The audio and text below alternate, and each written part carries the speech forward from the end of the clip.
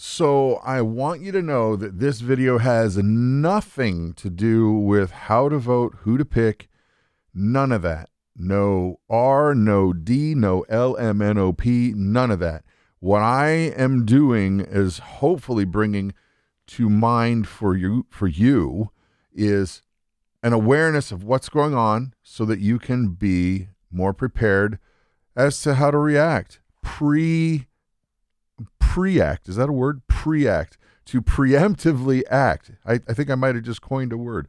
How to preact, to be intentional about what's going on in the country in terms of the voting mayhem, the fear, who's stealing this, who's doing that, who's subverting, who's doing these crazy things. And guess what? Something big just happened, something really big, and it could potentially add to the mayhem, the chaos that is completely unnecessary. But there is a big reason why I know there's a lot of people scared. And we're going to talk about that. So here's what I'm talking about. If you haven't seen it, here we go. There was an article that I saw here on Zero Hedge. It basically says, ABC mistakenly airs election results showing Harris winning Pennsylvania. And there's a graphic. They did a screen capture there. And down on the bottom, if you can see it, it says Harris winning 52%, 3,293,000, yada, yada. Trump at 47%, 2,997,000, yada, yada. Okay, so here's the thing. Let's read a little bit of this, and then we need to talk about it because it's far more important, but not in the way that you might think. So I'm looking up because my screen's up there, by the way. One of the most confounding responses to the beliefs of the 2020 presidential election was rigged to keep Donald Trump from being reelected, has been the Republicans' belief since that voting in 2024 will somehow get him back into office. In the buildup leading to this year's presidential election, there have been ample signs that the integrity of American elections is still compromised. So what happened, skimming down, was last night, however, the latest sign of predetermined outcome in the election is impossible to ignore as it has literally been shoved right in front of voters' faces, their faces of voters. There's been no greater sign of the continued attempts to corrupt the electoral process than what happened during an ABC broadcast of the Formula One race on Sunday. This was in Scranton, Pennsylvania, during Pennsylvania local ABC affiliate WNEP. Saw the station reporting the results of the presidential election with Kamala Harris winning by 5%. Okay, so here's the scoop, guys. ABC decides they're going to go ahead and throw this graphic up there. Now, you have to decide for yourself whether this was a mistake, a whoopsie, shouldn't have done that, or if it was something else. Now, here's what I want to talk to you about: the world I understand, tech world, video production world, broadcast world. I've been in all of these things for a long time. Now, it is not crazy to think that this was a test and an accident. But there's a big but in there, and I mean a big but. Is it possible that they wanted to test out a graphic for when they were actually doing live coverage? Yeah, it's possible. Is it possible that somebody relabeled the wrong Q button? It's possible. Is it possible that somebody threw it up there? Yeah. Is it also possible that they put it up there so that it would get out in the general public's eye, that if it's the exact same numbers, boy, that might be fishy? That's possible too. Now, what I want to talk about when it comes to that is if somebody did this, which they clearly did do this did happen. It was broadcast. That means a couple things. It was intentional. Some graphic designer didn't take it upon themselves to throw a live graphic up on the screen to show the world. No, somebody told them to create it, and then it could have been an oopsie going live.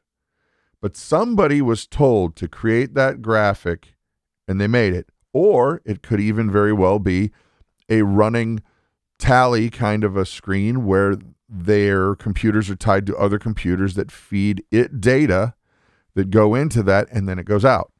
Now, my point is that that part of this would have been intentional. 100%, no question about it. Somebody told somebody to do it, and they did it. Then you decide whether it was an oopsie on the other side of this. Now, here is the part where I don't think a lot of people are thinking about, okay? Did it happen? Yeah, it happened. Was it intentional? We'll wait and see. Was it a forecast of what the plan is? It's possible. I don't know. We won't know. Now, here's what I do think we should be paying attention to, regardless of how that fleshes out. Two huge things. I'm going to save the hugerist thing for the second thing of the huge things. Okay. Huge thing 2 coming. Huge thing number 1. Should we be anxious about what's coming? Should we be fearful of if our guy or girl is going to win or lose? And I would say no, absolutely not. Why? Because they're going to do what they're going to do. You're not in control of it. You have one vote. Cast your vote. Praise God and thank you that we have some degree of involvement. Outside of that, why would you be afraid? Now, what I would be not anxious or fearful about when it comes to that is not the voting at all. It's what's going to happen afterward. And I'm not anxious. I'm not anxious and I'm not fearful, but I can see how people are. We live in a manner that we're always trying to be as prepared for the what-if scenarios of life as we can, right? Now, I don't know how the R, the D, the L, M, N, O, P is going to work out, and that's not what this video is about. This video is about what happens after, okay? That's the thing that I think people need to have their radar up on. It's people that feel that they may have gotten slighted. Their side was not treated fairly. Or their side is all of a sudden going to start crumbling and their way of life is going to go away. And that is based on fear. One side or the other. It's funny because you could look at either side and go, they both are concerned of similar things, but from completely different worldviews.